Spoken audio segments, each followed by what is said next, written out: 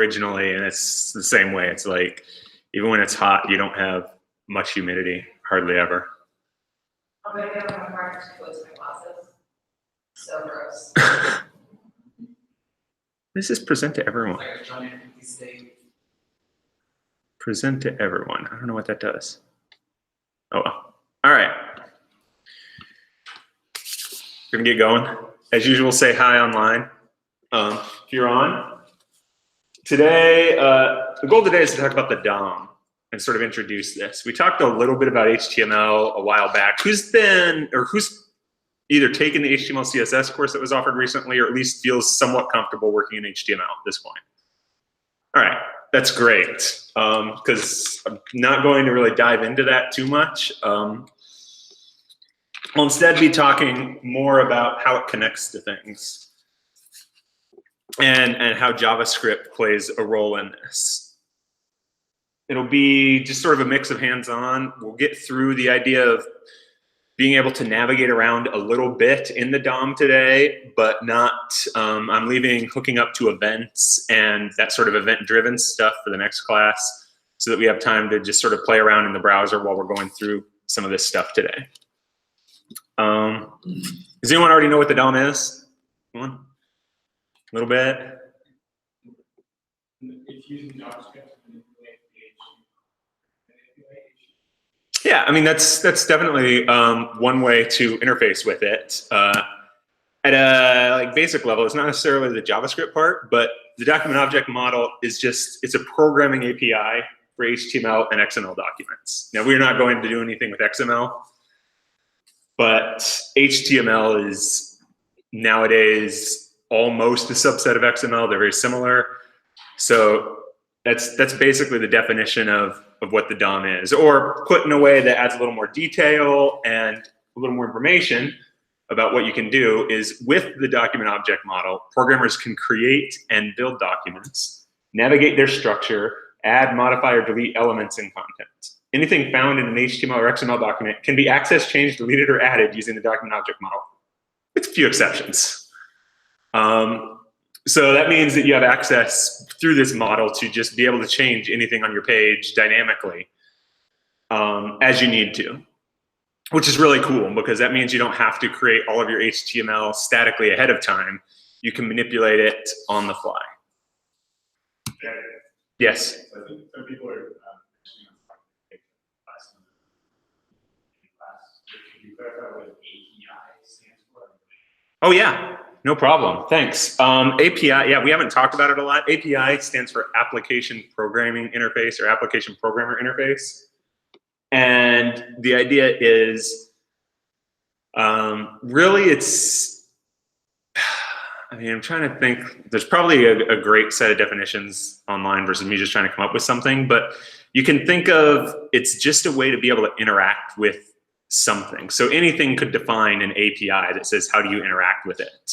And then create that in maybe different languages so that you can interact with it. So, you know, it sounds, I mean, an example, right? The remote here is sending a bunch of signals to the projector when I press buttons, but the buttons are like would be like the API. It's like how I send those signals to the projector and how I can do things. So an API for HTML is just, oh, this is a way for you to have access to the different aspects of this HTML document programmatically in code.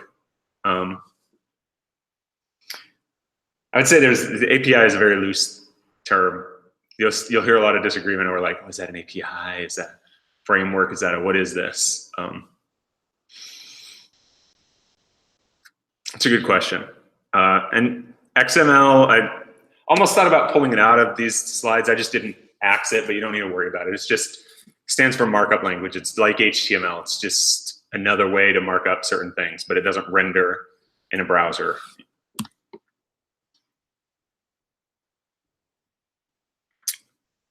All right, let's see what we have. Oh yeah, so let's keep talking about this. And I mean, feel free to ask questions like that. I love that. The more that you stop me and ask questions, the less I actually have to do. That's what you get when I'm too tired. So the DOM is what allows JavaScript to access, manipulate, and respond to the HTML and the CSS of a website. So this is really, you can think of it, I didn't have time to put together a slide, but you can think of it as, you've got HTML and CSS over on one side, and you've got JavaScript as a programming language somewhere else. And how do I put the two together? How do they communicate between each other? And basically what's done is you create a set of objects in JavaScript that can represent the HTML and CSS. And then you've got this model, right? One thing I don't have on here, but it's important to note, is all this DOM object stuff only exists within a website. So we've been doing a lot of our JavaScript work in Node, for example, where we're programming with just something that just runs JavaScript directly. So that won't have a document object model unless you import something that gives you a layer, because there's no document that it's connected to. It's JavaScript running outside of a document. This is stuff that's added in by the browser. So how does it give you access to things? How do you work with stuff in the DOM? So we're going to start playing around with today and just really tinker with a little bit of the stuff there, because I think that it's probably easier to get a feel for it by just playing inside of your browser. And I'm going to encourage you guys to feel free to fire up your dev tools. I'll show you what I'm doing at the same time and play around. But the DOM JavaScript bindings, that provides access to the HTML and CSS through basically every HTML element is represented as an object. And when I say an object, I mean, a JavaScript object like what we've been working with. You'll see though that most of these objects are dramatically larger than what we've worked with, right? We've worked with objects that have like 3, 4, 5 properties on them maybe. And the first one we'll look at for this will have, I don't know, probably a couple hundred properties. So there's really not a way to understand everything on it all at once, but everything is being represented as a JavaScript object. So if you become comfortable sort of working with JavaScript objects, it will be pretty natural to work with stuff in the DOM using that same sort of model. It provides access to properties and events on the HTML elements as just properties on whatever objects you're working with from the DOM, whatever DOM element you have. And then they also provide a set of methods to find and access specific HTML elements in your page. And that's really what we're going to play around with the most today, is being able to sort of navigate around a web page with the DOM so that you can find certain things on the page, and then play around a little bit with just modifying them and showing what you can do there. Any questions?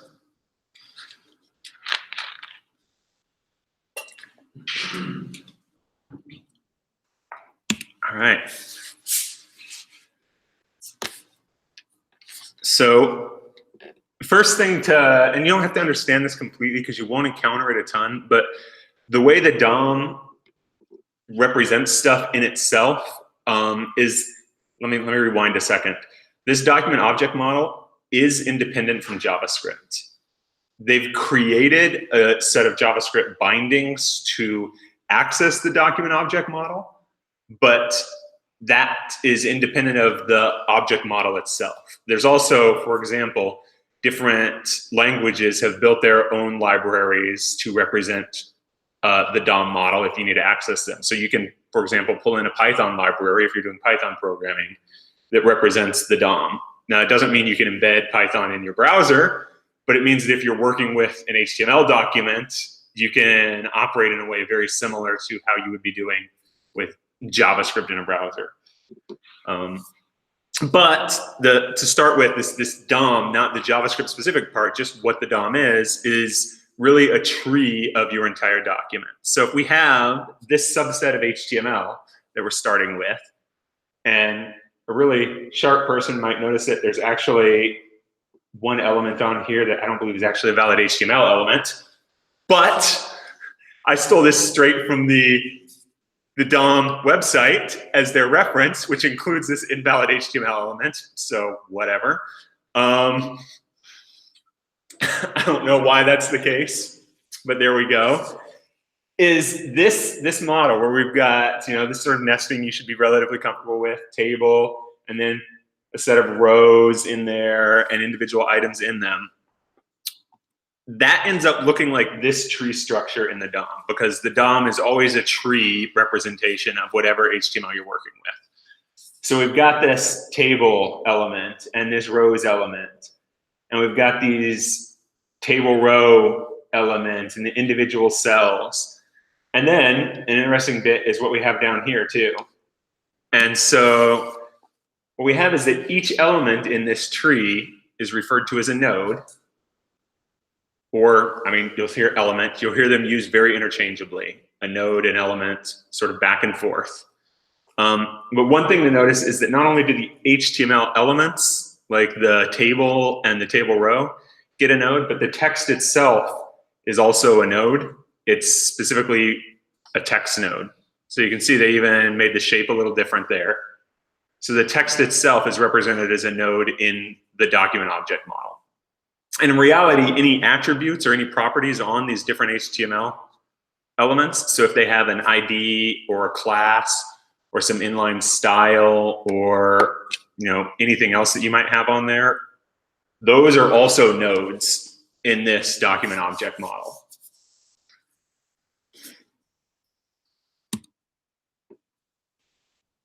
Are there any questions about just the idea of how this is structured? Now, in this case, we started with a table, but in an HTML document, the root node, like this shows table up here at the root of any HTML document is the HTML element at the top. And then you should have a head and a body and then stuff nested inside of those. But it's a lot easier to show a smaller subsection instead of trying to start there.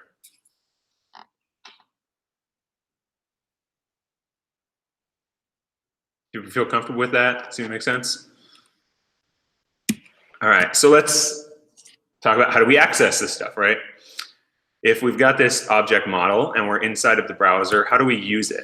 So as I was saying before, the DOM, just like everything in it, is accessible through an object in JavaScript, namely the document object.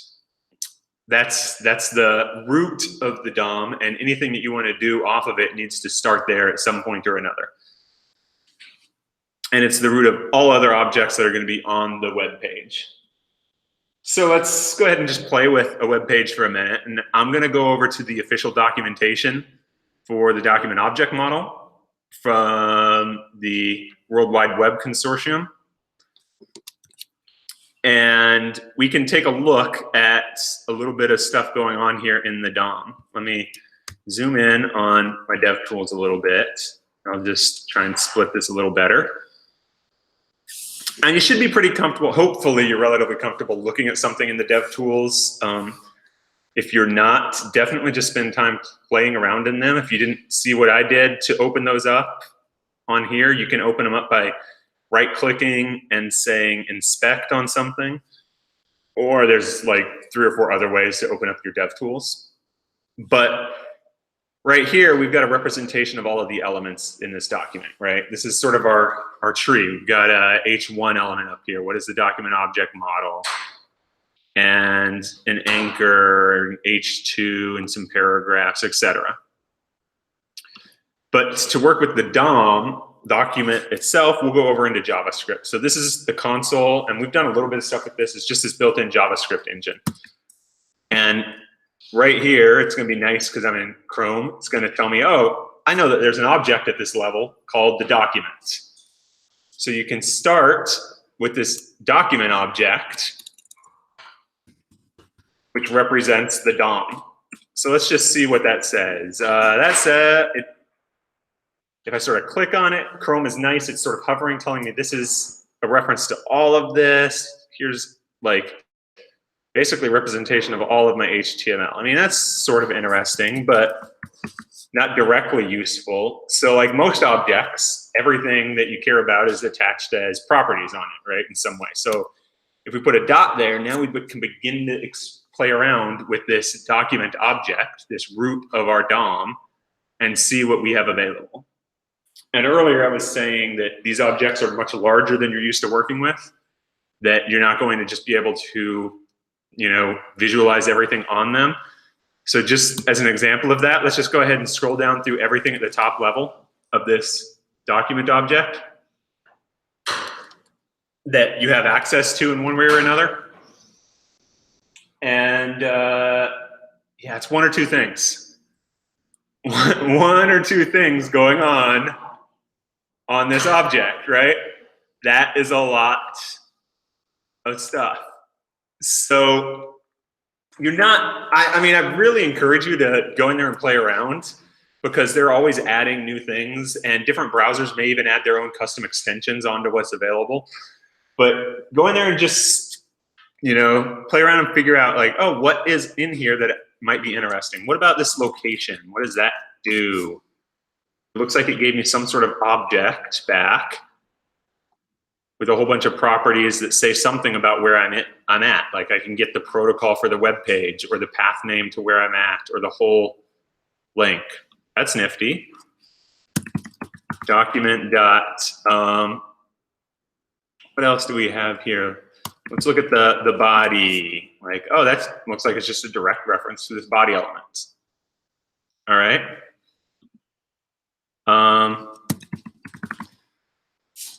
What else? There's stuff here that, what is the character set? You know, that's actually telling you what the set of characters that are used to represent the text on this page, what's the valid character set for that. So this is roughly, I think Windows 1252 is basically Latin, you know, it represents anything that fits within that sort of Latin character set. And there's a lot around that. You guys, I'm not gonna get into all of that right now, but you can just begin to see how much you can represent on this one web page. And then you've got some stuff, all these things say create. If you were to take a guess, what do you think those are? What? These are a property on the object. What type of property do you think it is? Do you think it's a string? If it says create,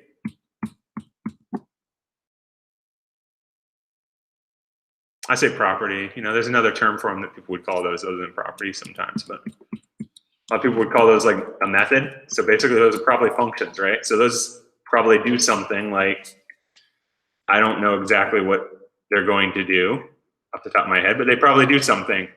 They, you know, you can go look and see, oh, I can add some stuff to the page probably. Create an event, create a text node. We just talked about text nodes being those elements of text in the DOM, right? Create an element. So we can create, what we said, nodes, elements, sort of interchangeable. So an element is probably one of those representations of something. We'll come back and see that one again, right? Let's see what else we have here. What's the doc type? That's this line right here at the top that tells you what type of HTML this file is. And then, let me see, I had a couple other that I think are interesting to see at this top level for sure. Includes, I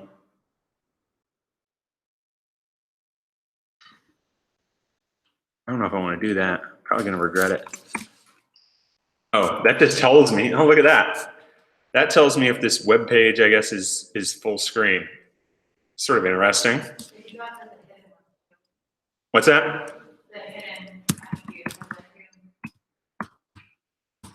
This?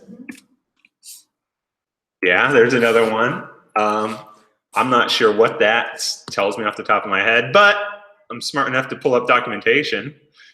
I can always pull up some documentation on the DOM and try and find out what things mean. So there's tons of documentation on this because it's a huge API. There's just a lot on there. What was the other one I was thinking about showing? The scripts one with me.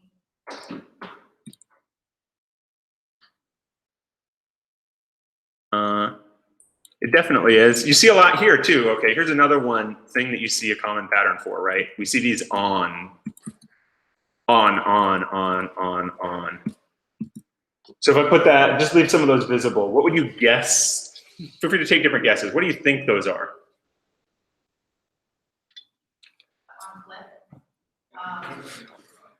What? Just what do you think generally these are? I mean, actions? That's a good point. Right on, right? Something's happening. Yeah, this, we talked about just a little while ago, how this is how you connect to events that happen, the DOM. These are events that can happen in the browser, and this is how you can connect up to them in some way. So we'll be talking a lot more about that on Saturday, how you bind to these different event handlers so that you can take an action when do something in JavaScript when something happens on your web page. But all of these are different events that you can connect to in some way. And there's a ton of events. Probably the single biggest category of stuff in the DOM. I was looking, yeah, scripts is cool. I was looking for title before. There we go. The title, I think, is very interesting. Document.title, that's the text that shows up here in your browser for the page. And we said this is just an object, just like any other object, so we can change it.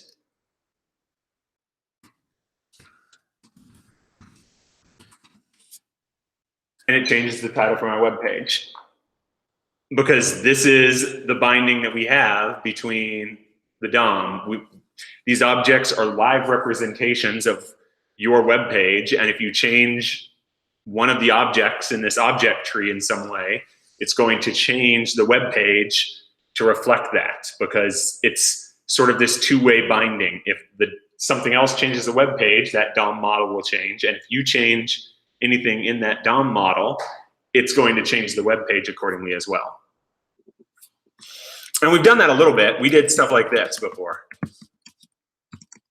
in one of our things, right? Let me see, it was, I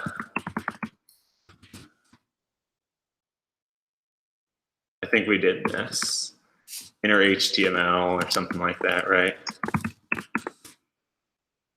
So we played around with that a little bit just to write stuff in there. I was accessing that DOM model, but it's not really knowing the details of what we were doing inside of there.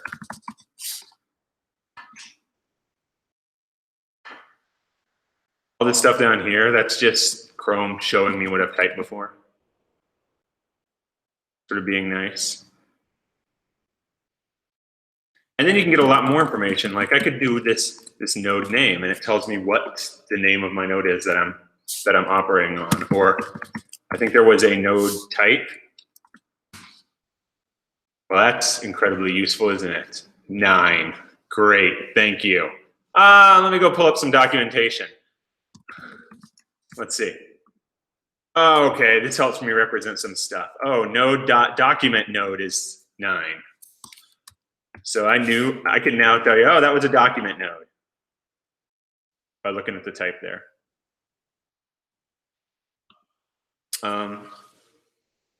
Any questions so far? Again, I highly, highly recommend, like, be curious. You're not going to break your browser playing around in the DOM. You saw me wipe this whole web page with that inner HTML thing, and all I did was refresh the page, and we're good. We're back to normal. Everything's working. So be curious. Go in there and just play around. You know, try and figure out what different things could be. Somebody mentioned, like, I think scripts or style sheets, maybe. You know, you can see all sorts of different information by just getting in there and playing around. There's a ton of stuff I have no clue. I am not like an expert in working with the DOM. So I'm always pulling up references when I'm having to go deep into some of that stuff. And there's so many things you can do nowadays with it that is really, really cool. So let's get into a little bit more of that, right? All right, we can see this document object, but next thing, how do I actually get an element in the DOM other than the whole document? How do I get access to an element? So there's several different ways that you get access to specific elements in the DOM. And I would say these are probably the most common ones that you will use or encounter if you're working in anything. Other than jQuery. jQuery is also very popular. It's not built into the browser, but a lot of people will use it instead of direct DOM methods. But these methods exist on the document now, so you can pretty much do anything you would need to do by using these. So first one is just get element by ID, which for those of you who are already familiar with the HTML, ID is, an ID attribute on an element that you put if you want to uniquely identify it. And this is really simple. All of these methods are directly on this document object, so you can just chain them and then you'll have a reference to whatever you had. So I'm gonna step back over here, and I don't actually think we have an ID on anything in this. They just didn't put them. But because this is Chrome, I can just add stuff on the fly to my HTML. So we'll give this an ID of what? Seems fine. And we can, does this need to be larger? Is this good enough? What? It's good? So we can do let root equal document.getElement by ID. And what did I call that? I called it what? So it's not root. I had root in the reference case. We'll just call it what? What? We see that it returned undefined, and that's just because the result of evaluating what, let what returned undefined, but what refers to this section of the DOM now. It's got a reference to that element. So now we've got a variable that's holding on to this portion of our DOM. And the object tree under that, we can look at that the same way we could before. We have what dot children, like what elements are underneath it, this sort of HTML collection. Oh, maybe there's nothing. What dot inner text? What dot inner HTML? This is an object just like that top level one, and just like the document, it has a huge, let me see if I can even grab that. It's got a huge collection of properties on it. And that includes, for example, the ID.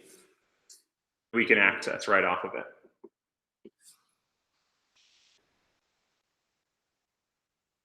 All right, next way that's really common to access elements in the DOM is using getElements by class name. And this is plural, you'll notice, versus getElement by ID. And that's because technically you should only ever have one element with a given ID in your HTML. I don't know of any browsers that are going to fail if you put more than one element with the same ID, but it's a violation of HTML, so they don't have a method that says, like, give me all of those directly. Whereas with classes, as many elements as you want can have a class. And what this will get you, and this is an important distinction that you won't encounter all the time, but it gets you an array-like object. So it's easy to think that you get back an array. When you do any of these DOM queries, you don't get back an actual array. You get back something very close to an array. So you'll be able to do some array-style index referencing and things, but every once in a while there are these array actions that you try to take on it that will fail because it's not actually an array. But this will get you back an array-like object of all the elements on the page with a matching class. So if we ran this on here, where I've already got, I didn't set these, but they put div2 on a lot of these classes, or a lot of these h2s. It just seems to be one of the styles that was on there. So we could do this let elements, and that's just what I'm naming it, equals document.getElements by class name div2. And now that elements, you'll notice it calls it this HTML collection, right? It's array-like, but not exactly an array. But it has some of those array-like properties. We can see the length. We can get individual DOM items out of it using this array-like syntax. And then we can reference everything off of those. So we could do the inner HTML of one of those, which says, oh, that's just our introduction, has a reference to that element, etc.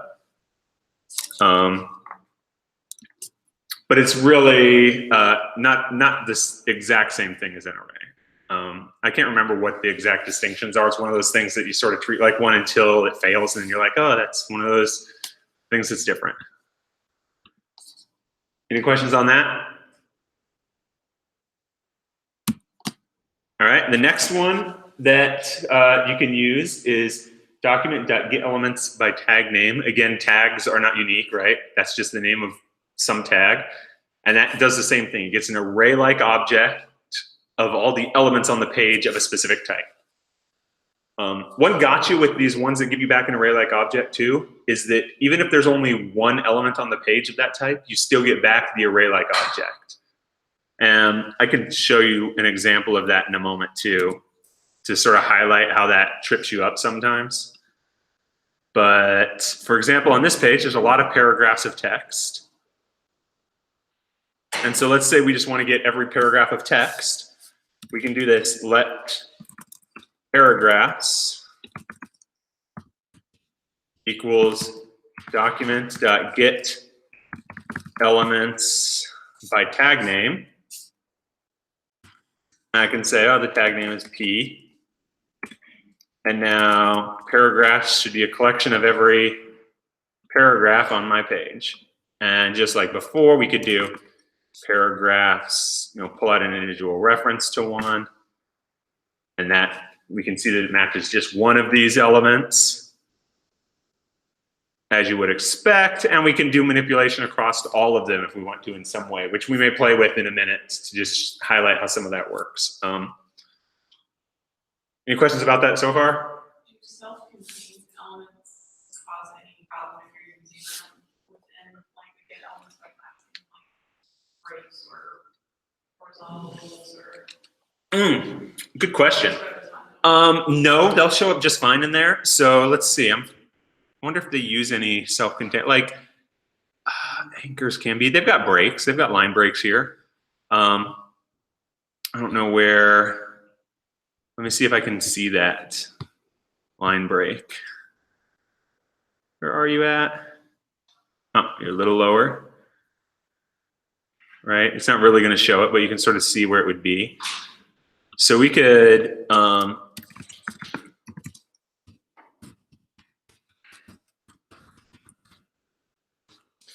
get elements by tag name, BR. That's a great question.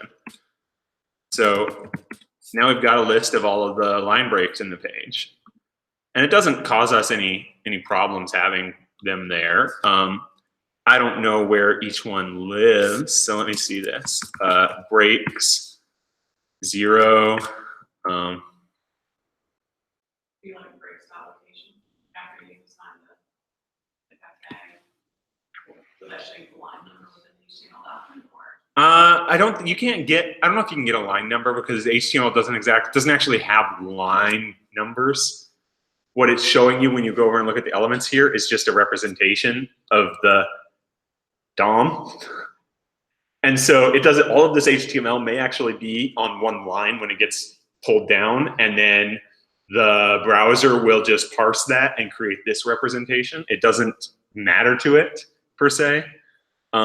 You could see something like I could do this, breaks 0 dot,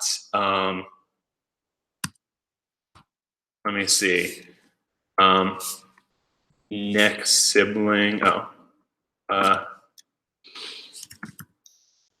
parent elements. I could do like find the parent element for one of them, for example.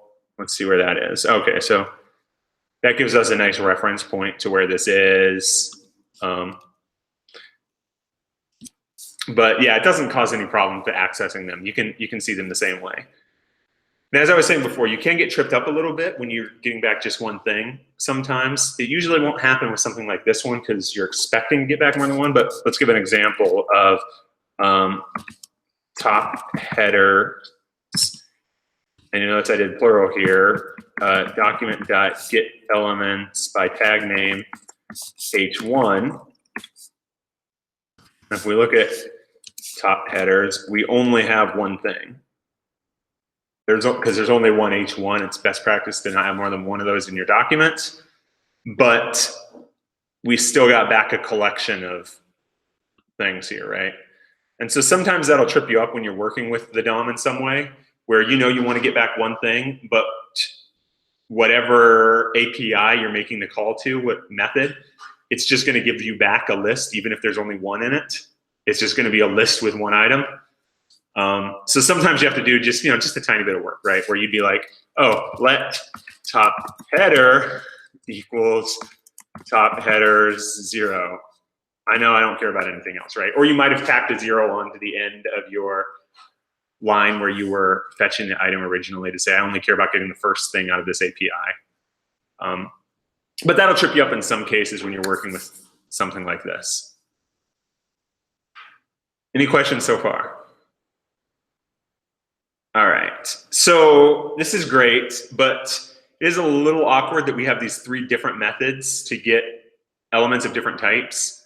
And what if I want to do something like, I want to get all of the headers that have that div2 class on them, but not other ones. Or I want to get, some combination like that, right? It can be a challenge working with them this way. And that's still a little frustrating. So you guys did some CSS, right? How comfortable are you with the CSS? You wrote CSS selectors. So you know how to you can do an element selector and a class selector and say an ID selector. So based off of that, there's another way to fetch things. Hold on, did I not refresh this? There we go. Based off that, there's another way to get things, which is really, really useful because you can use it. With it, you get to work with CSS selectors instead of having to use different methods, and that's the query selector all. There's also query selector. Query selector gives you back just the first matching element. So one thing, query selector all gives you back everything. And query selector all, unlike these other specific ones where you just pass in a string that is the element type or the class name or the ID, query selector takes a CSS query, just like any other CSS query. So if you want to get back elements with an ID of root, you do this hash root because that's the CSS query for an ID of root. Yes? Wait, so if it grabs the CSS selector, does that mean we have that CSS written specifically for that selector? Nope, it just uses the same syntax. So it's really handy that you can translate that same syntax that you might use in, say, CSS to this query selector all. And not, so if we, and then if you want to do a class, classes in CSS are referenced with a dot.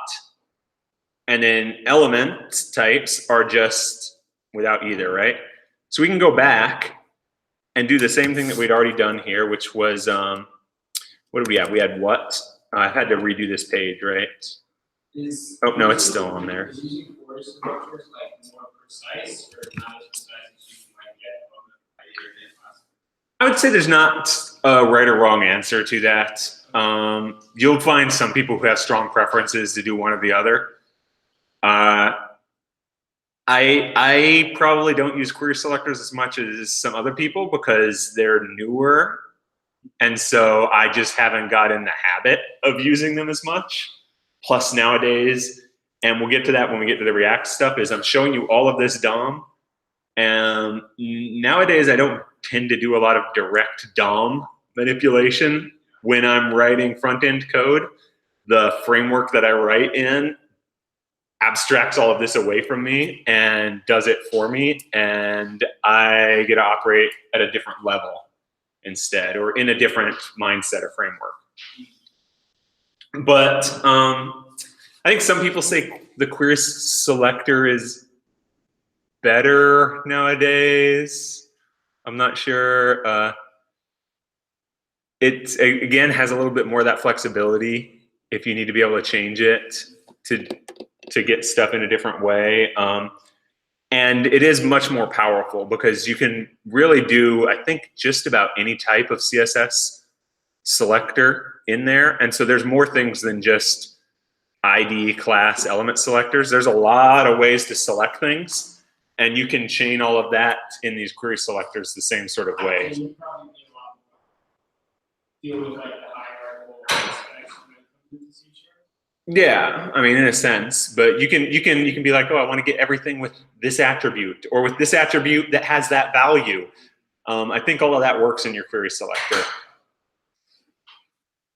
Again, I'm not as strong with those because I've just, habit. I tend to still use the individual selectors instead.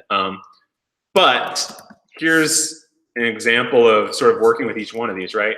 What previously, let's just prove that we're not going to break something. All right, here's our H2 that it has. So let's reassign it, or let's create a new one. What2 equals document.query selector all. And in this case, we'll do the same thing. We'll select it this way, but we know we only want the first, right? So let's see if this works. I think it will. I can't remember.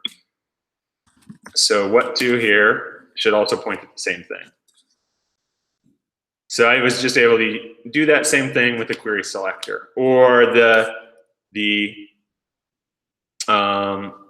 divs. What did I call those? I think I called them elements, but let's just get them again. Div2 equals document.query selector all, div2. And we can see that now we've got a node list of 7, and I think we have elements still, which is 7 things, right? Now, even though those point to the same things, as always in JavaScript, remember, they are not the same list, right? They may point at the same stuff, but they're two actually different objects. And you can do the same thing again with paragraphs. This time I'll just replace the existing one. Nice and easy. Just get all of our paragraphs. Not a real challenge, right? But as I said, you can do much more complex selectors. So let me see. There's not a lot of complexity. We've got some no print things here. Maybe I can. I'm going to put. So those no prints are always on these divs. Maybe I'll put that on some paragraphs too, just to give some examples, or maybe a paragraph, and put it on this H2 here. Let me edit the whole thing. Come on. All right, there we go. Oh, we already have a class. Hold on. I need to change. I need to add another value to my class. So no print. It's another class I'm adding. I could put it on this block quote, for example.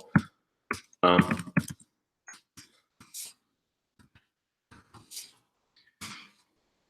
then this is an example of being able to use more complex CSS selectors. Is, you could get all the no prints using like document.get elements by class name. But let's say I only am interested in getting the, well, let me fetch those real fast. Get elements by class name, no print. And again, you'll notice one of the distinctions here is when you're doing these individual methods, you don't have like the dot or the hashtag in front. So we. Oh, thank you. So we've got 5, right? We added some stuff. But let's say I'm really only interested in getting the divs. I can't do that very easily using that. I would have to add a second filter after I've fetched this array-like object and say, oh, now only give me ones that are of like type div somehow. But I could do it very easily using that query selector all, where I could say div no print equals document.query selector all div dot no print. So that's saying, give me divs that have no print on them, and I get back just those 2. So that's a little more complex CSS selector. But by doing that, I got a lot of power in this one line without having to do a lot more work. You guys familiar with CSS selectors like that? Did you cover enough of it? Hopefully. If not, let me show you a couple great references real fast. I still go to this, even though it's a pretty old site. Select Tutorial. It's been around for ages, but it's a great reference for everything you can do with CSS selectors, including very powerful ones like universal selectors, adjacent sibling selectors, pseudo classes, pseudo elements. So you can actually select things based off of like, oh, has this been visited? Is someone hovering over it right now? There's a lot of capability, and this is just a really nice reference.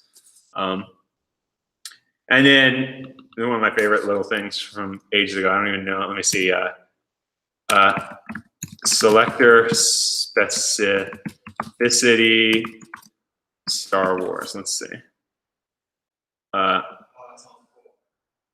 It's, I mean, it's not that fancy, but it's just, oh, this is a little bit, this is an updated version. But it's just a way to sort of understand how CSS selectors work in terms of which one's more specific than another. And that doesn't matter that much for this DOM work, but it matters a lot when you're working with CSS. There's a whole website literally tells you button by button which one has like a higher specificity. Right, specificity, yeah, it's hard. Yeah. I mean, it's true. You can always figure that stuff out though too. That's why something like that Star Wars one is useful, because it tells you how to compute that in a consistent way. So if you look at two CSS selectors and you're not sure which one's more specific, you should be able to easily apply the rules and just say, oh, this one should apply. All right. So I got a reference to an element. Now what do I do with it? Right? Awesome. So let's start. We can work with a DOM element, right? First thing we can do is we can go ahead and change the content. We can change whatever we want to change for that content. So we have, what is our reference to our H1? I can't remember where we stored it. So maybe let's get another reference to it. Oh yeah, top header. I think you're right. So we've got our top header. Let's just change the content of it. And this is just a string that will then be translated as HTML and replace whatever you have. So I'm going to put something inside of this H1. I don't know what I'll put. I'm going to put a block quote thing that's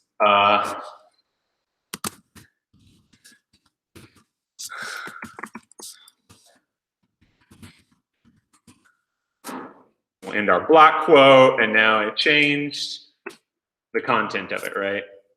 And if we go look inside of our H1, we have our block quote. So it's the inner HTML, right? Whatever is inside of that element will be changed. That's why when we went to the body element before and did inner HTML, everything down here is the inner HTML of our body element. And when we just put some text in there, it wiped out all of the other content and replaced it with what we put in there. So that's how we were writing to that page before. Does that make sense? So what else can we do, right? Like, all right, we've got our element. This is great. Maybe we want to, I think I've got it on here too. So that's, you know, the first thing. You can also just change the text and not all of the HTML. But we can play around with the style too, because we have access to all of the CSS styling on it. Now this will be actually inline styling, so this is more specific than anything from a CSS selector will be. But we can just modify our styling on the fly. So style, if we look at this, that's actually an object with all of the style properties for this element on it. And that's a ton of properties. Again, the DOM is huge. So what if I want to change something, right? I can change any of these styles. Let's give this a border. 5 pixels, solid red. I'm using shorthand notation for this. We put a red border around our element, right? And you can change any of the styles for this. Okay, well now I want that to be not red. So I'll get to my top header. I'll access my style. I'll do the border, but I can use the more specific border color to just change my color. Blue is obviously better than red. We can change the styling. Yes, that's what I was saying. And now I've lost all of my references because I refreshed. All that JavaScript was only for that session. The web page completely re-rendered. I lost all of my bindings. I don't have anything that I had already done. So there's no risk that I broke the web page, right? Or I did, like, it's just me playing around with how it looks right here.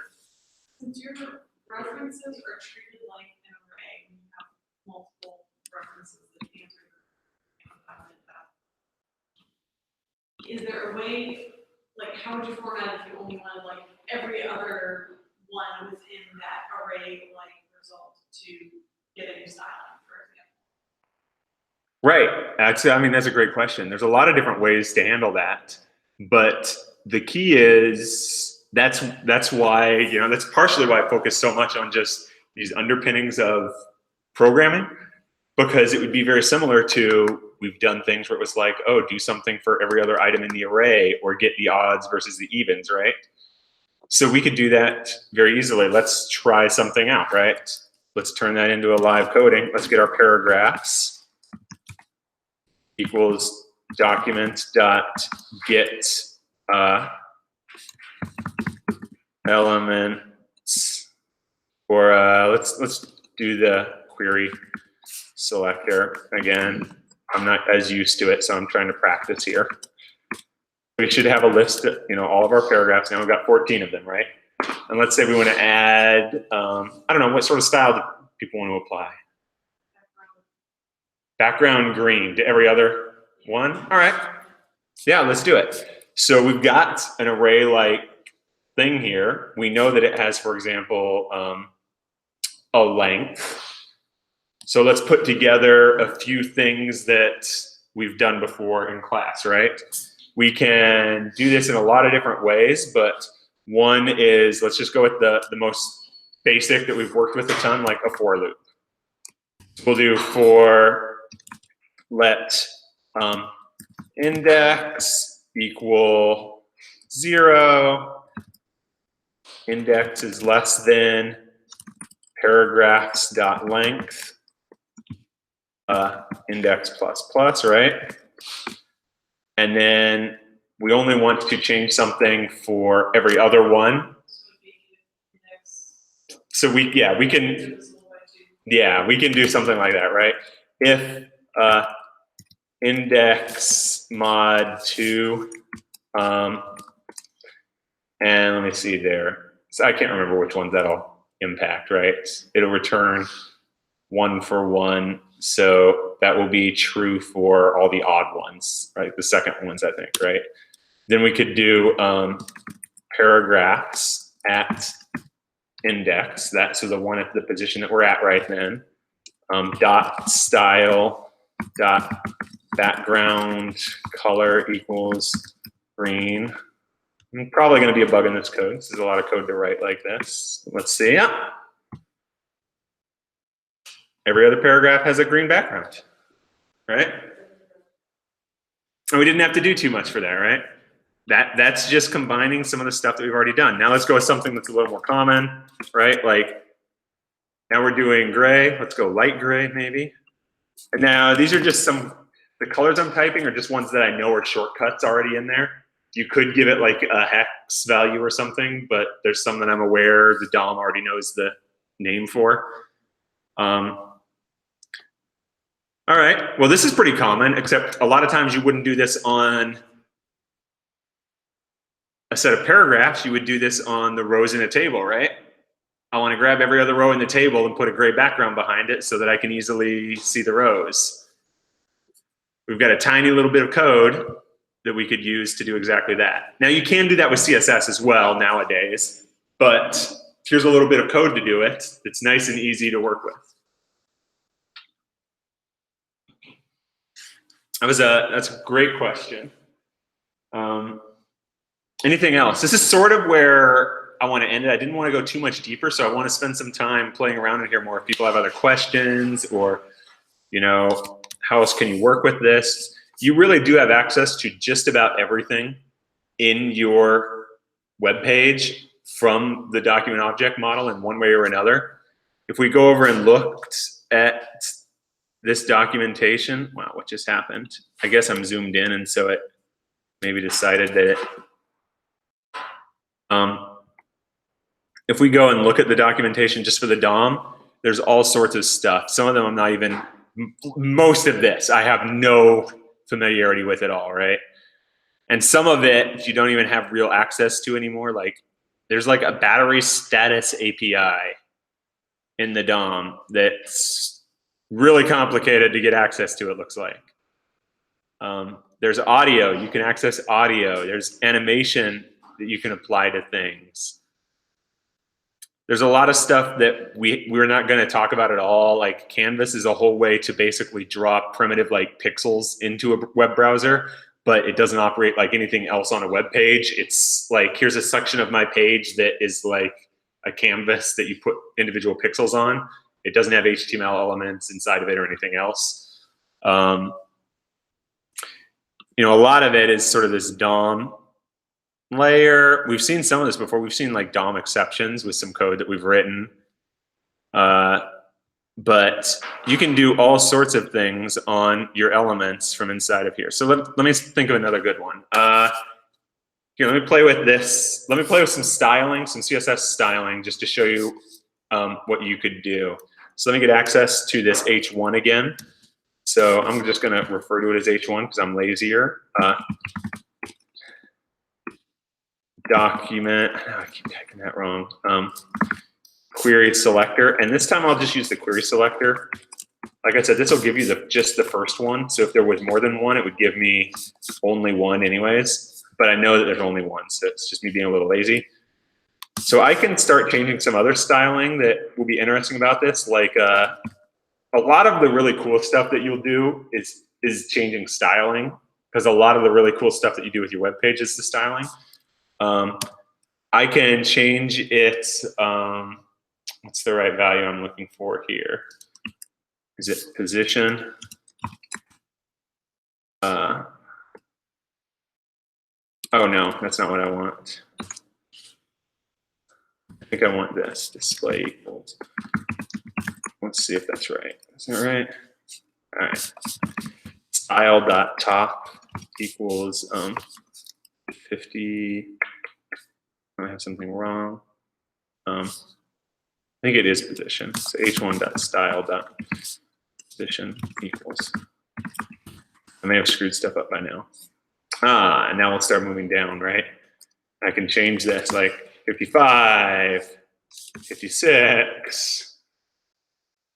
And now if I really want to, do something silly without even a lot of code, well, I've got a reference to this H1. I wouldn't normally write it this way, but let me see what I can do. Set interval. I'm going to put a function here, and I'm going to use this newer syntax because I'm a good, busy programmer. I'm going to create an interval that's going to do something, and what I want it to do is if h1.top is less than 200, then, oh, that's not going to work. Style.top, h1.style.top equals h1.style.top plus 1. Else,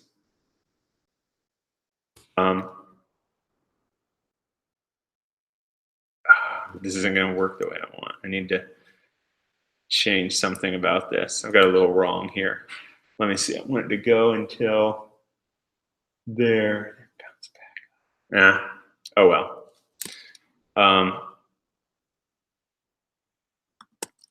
We'll just do it this way. It won't be quite as fun, but it's a little easier for me to do.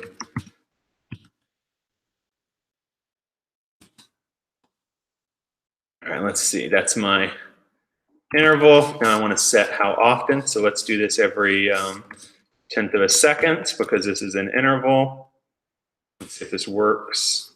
I am missing something in my code.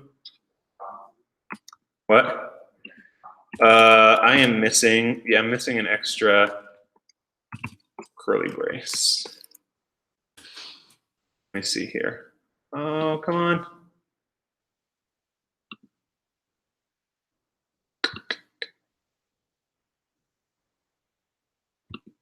Why aren't you moving? Eh.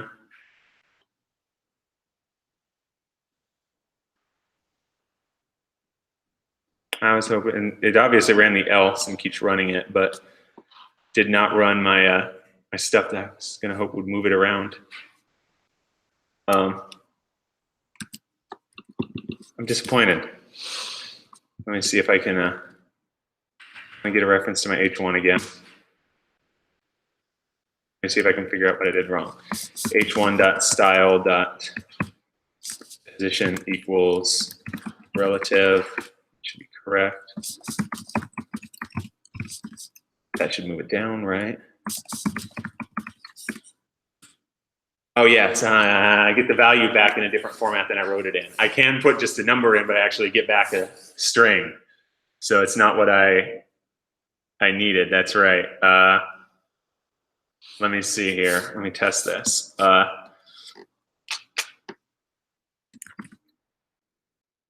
Parse int. One.style.top. That'll work. So now I'm going to change this.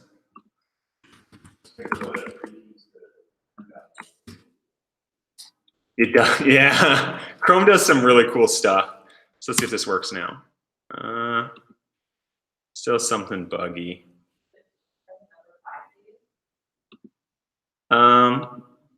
It did.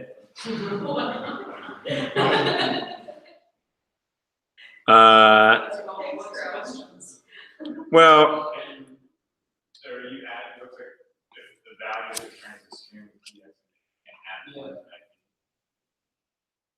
oh, you're right. That's going to be my problem, right? Is I'm not putting it. So let me fix it. I need to reload the page to get reference to my stuff again. All right, let me get this. Let me fix these last things. Style dot position equals relative. Should be good now. All right, let me grab this. I also need to parse int this.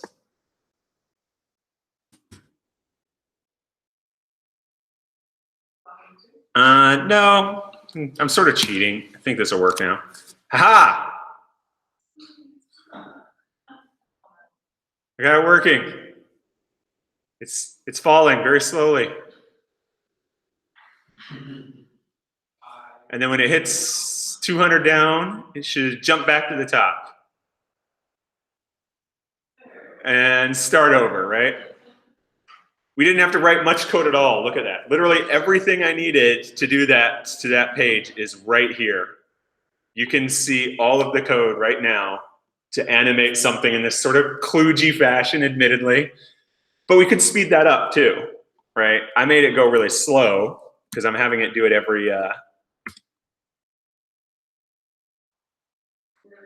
that often. If I speed it up every 100 milliseconds and I say do this every, you know, and now it's going to fall at a much more rapid pace. Now we've got something much more sort of fluid going on, right? And we're not actually, nowhere in this code did we do anything really complex to animate this, right? There's nothing that's like, oh my gosh, how are we, all we did was say, oh, here's a bit of code that I want to run every, you know, or 100 times a second. And just modifying the DOM, and the browser itself is redrawing that piece by piece. So that's some of the stuff that you can, you know, play around with. You could do randomized colors over time. You could bring back the classic much loved and yet deprecated for no good reason whatsoever, blink tag from HTML. I think it might be one of the only HTML tags that's deprecated. I think marquee is even still valid. Let me check. Is a browser going to render a marquee tag? I don't know what's going to happen. Let's see. Let's try and put a marquee tag on our page.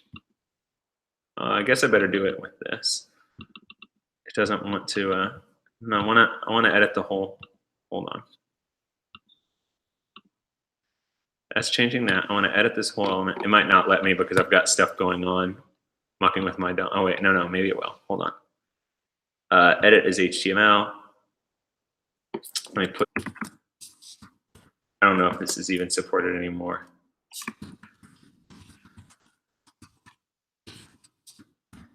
Probably not. Marquee is not. Doesn't work anymore. So disappointed. What? They would like span stuff, scrolled stuff across your screen way back in the day. What? No, they got rid of most of that because that should be done with like CSS or JavaScript, and it's really wonky to have HTML elements that are both the markup of like what does this mean and also involve like how is it rendered in these super weird ways. So some of the ones that were very big mix-ups like that, they deleted from the specs. Oh, it does work, even though it's deprecated. I was wrong. I believe Blink is dead though. I think Blink doesn't work. I'm feeling pretty good that Blink is completely deprecated. Yeah, Blink doesn't work anymore because Blink has much more accessibility issues than Marquee. Yes. All right. Questions about the DOM? Just what we talked about so far. I have a question. Within a single JavaScript file, can you have multiple different documents? So if you have like an about page and an index page, can you do all of that from one JS file? Not really. The reason is because the JavaScript only has access to whatever is rendered in the browser at that point in time, right? That's a good question because it shows, maybe I've missed sort of an explanation bit here, right? Is it doesn't have access to other HTML pages necessarily, unless those are in your already rendered or already in the browser in some way. It only has access to the document that exists in the browser. So traditionally, at least, the way a website works is, you know, let me pull this up, for example, if I clicked to one of these other specifications or a link to another portion of the page, the about page or something else, like I'm gonna go up to a higher level here. This might be a better example. Here we've got some different pages that it can link to that are all within this same area, right? Those aren't rendered in the DOM right now, and so JavaScript wouldn't have any access to it. And the other important aspect is to know that you have to load the JavaScript with each page that you load. So the JavaScript loads on that page as part of the DOM loading and then has access to it. It's like something inside of the DOM loading a script, and then it can modify the DOM. So each HTML file you have on the project also has an JS file. Well, traditionally, you would load that JavaScript file on each one of those. But a lot of times what you would do is you'll have some tool that's going to automatically add the JavaScript that you need to each page. Or you're going to have what would be like a fragment tool. So in a lot of frameworks, you'll have, here's my head, like the header fragment for all of my pages. And then each page on the back end is just this subset of the HTML. And then maybe that header fragment or the footer fragment you might put at the very bottom, you would have your JavaScript files that you'll load. And those would need to actually refresh and re-render with each page. So each time you navigate to a different page using that model, which is the very traditional one, your JavaScript would lose all, like if you had set an interval to do things, it doesn't have that anymore because it's basically a whole new instance of the JavaScript code running, right? Every time you navigate to a new page. Now in reality, it very rarely has to pull that file down again because you usually told your browser this is a cacheable resource. Oh, as this file you can cache for 30 days, or this file you can cache as long as if you check it, the server says it didn't change. So usually it's when it loads another page, it's like, oh, I already have that. I don't need to reload it. But they're really, you can think of maybe a shorter way of saying that is the about page, the home page on a traditional website. Each one of those is completely independent from every other one. There is no direct relationship between them. With that said, when you're building what are known as single page applications, which pretty much I'd say all of the big major JavaScript frameworks are heavy on, you know, that's the Reacts, the Angulars, Embers, all these big frameworks, Vue. In that model, you're, instead of hitting the server and pulling down a whole new web or HTML document each time, you're using JavaScript itself and the DOM, like we have been doing, to directly modify your web page. So in that model, you usually have HTML snippets sort of saved off. So you'll have stuff like this. You'll be like, and it doesn't even have to be an HTML snippet. You might create them. So I said we would come back to that create element from the document a little while ago. So let's do that. New header equals document.create element. Let me make sure I'm using the syntax right, because again, I don't necessarily do this all the time. Create element, I need to give it the tag name and then any extra options for it. So let's look at my reference here. Create element div. So this is going to be a little convoluted because you don't normally do it this way, especially nowadays. But I'm going to create an element of an H1, and I'll say new header text equals document.create element. Again, I'm using this reference here to cheat a little bit, or create text node. That's what I want to do. So this is creating, you notice again, that sort of interchangeableness of element and node, unfortunately. Create text node. What's this one going to say?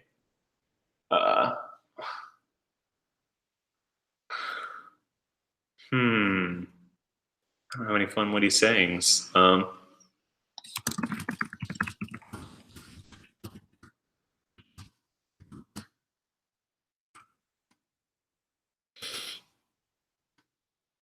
So now I've got a little text node, and now what I'm actually going to do is, because this created an actual element, which is a DOM element just like anything else, I can do to my new header, and I can do a, I think it's append a child into it. And so I'm going to put this other element inside of it. So now if I looked at new header itself, I now have an H1 and this content inside of it as this whole thing, but it's nowhere in my DOM, right? I haven't attached it anywhere. And that's where I can go back to that, using this sort of DOM to manipulate things, is now let me get current header equals documents dot query selector. And I'll just get my first one here. And now I could either swap it out, or maybe I will do the same thing here. Maybe I will, right underneath this, I'll do append. I think I can just do, I think this will work. Let me see. And it goes ahead and adds another element right underneath it. When you add a new, it would What happened? It put it inside of it? It put it inside it, actually. What's that? When you add new, it would not follow any of the CSS style for that page. No, it would follow anything that you have that's coming from a CSS file. Yeah. So it will, that's the beautiful part of how some of that stuff works, is if you have styling in CSS and you know, we're adding new elements, it will look at any of your existing style sheets and apply that styling to anything that you're adding on your page. Yeah. But this is sort of an example of when you're doing this single page application model, which is what a lot of these newer frameworks do. They'll work in this way, where instead of fetching, like if we were to go over here and look at the network, and I navigate, let's go back here, and we can see that I fetched this whole cover.html. I fetched an actual document. I think those show up if I do this, yeah. So I fetched a document, and now I go, oh, let me go into this. Oh, here's a new document that I fetched. Let me go back, or back here, it's an HTML document. A lot of single page applications, what would be a good example of, to do in VC, we'll have some, I think. That's a good one. That's why I said we were stealing some stuff from for this other thing. So we should be able to, let me see here. It doesn't really matter. We'll do React. Oh, it's not as obvious.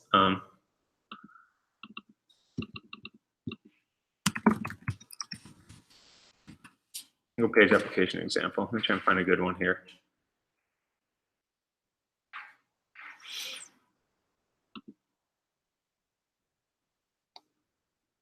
These are probably all different actual pages. I'm not certain, but let's check. Who knows? Maybe they won't be. So if I click there, it actually is a whole separate page. You know what? React might be a single page one.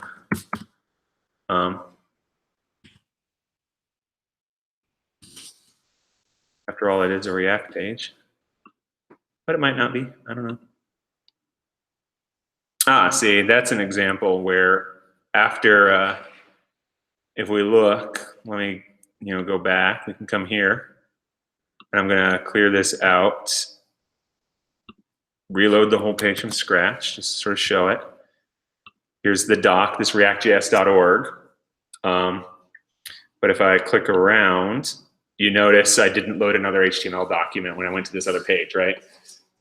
So what it's actually doing instead, and that's this whole other model, is instead of fetching a whole thing of HTML, when I told it to go to this other page, I'll have to look and see where it's at. But what it did is it went and fetched the data for the page as a JavaScript object. And then the React framework or the React code that they have said, oh, now I know how to take that data, turn it into the stuff I need to render this new page, and render the new page. So that's the main, and we'll have a whole bit talking about that, but that's the major difference between a traditional web page and a single page application. And the major reason that a lot of things do that is because A, you get to maintain that sort of context with JavaScript and other things. So there's certain continuity, but it also, depending on what you're doing, can create a more responsive feel where it started with just portions of the page re-rendering and then the whole page. And there's certain interactive things that you can do that you couldn't do by fetching a whole new web page every time. That's another really good question. I didn't really talk about the difference between that stuff too much. Any other questions?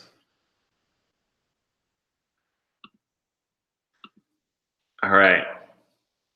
So we're going to, I do want to see what people have done for to-do applications.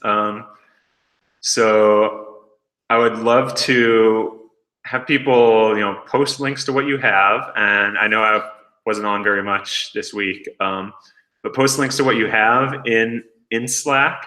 And then maybe we'll talk more about them if you guys want to on Saturday as well, or if you want to talk about the approach that you took for what you were looking at. So I'd love to follow up on that, but the main thing I want to do on Saturday is focus on talking about events and how you work with events on a web page like this through the DOM, but also just the general idea of sort of event-driven programming, where instead of your code just running beginning to end, you've got code that runs when different events happen and what that looks like. All right. There's no other questions? Be done.